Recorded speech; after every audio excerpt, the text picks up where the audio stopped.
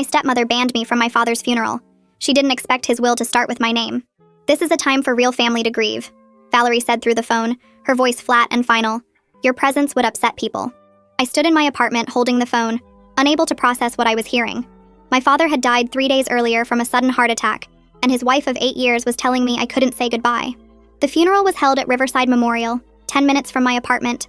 I sat in my car across the street, watching family members I'd known my whole life walk through those doors. My Aunt Helen, my cousins, my father's brother Jack, who'd taught me to fish. All of them walked past Valerie's greeting line and into the service while I sat in my car like a stranger. This wasn't the first time Valerie had pushed me out. It started small after she married Dad. Oh, we already celebrated his birthday last weekend, she'd say when I called. The reservation is only for 4, when I asked about joining Christmas dinner.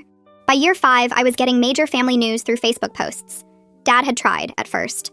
Come by the house, he'd say quietly when Valerie was at her book club. We'd sit in his garage, looking at his woodworking projects, talking about everything except the obvious distance between us. She means well, he'd say, not meeting my eyes. She just needs time to adjust to having a stepchild. 8 years. She'd had 8 years. 2 weeks after the funeral I couldn't attend, I got a call from Dad's lawyer, Raymond. I need you to come to the will reading, he said. It's important you're there personally.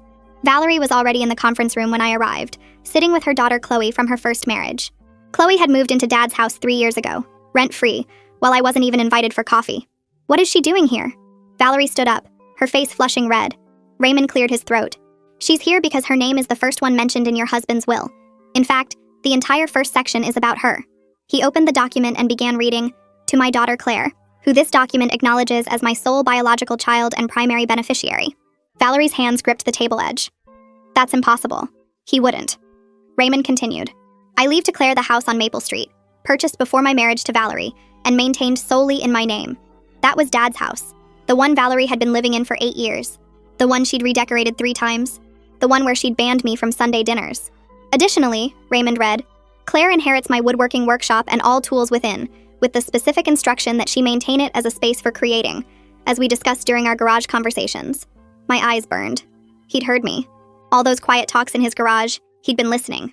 The remainder of my estate, Raymond continued, including all investment accounts, the vacation cabin, and my vehicle collection, is to be divided as follows.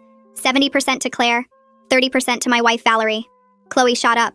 What about me? I'm family too. Raymond looked at her over his glasses. You're mentioned in Section 4. You have 6 weeks to relocate from the Maple Street property. But there was more. Raymond pulled out a second envelope. Your father asked me to give you this if Valerie prevented you from attending his funeral. Inside was a letter in Dad's shaky handwriting. Claire, if you're reading this, it means Valerie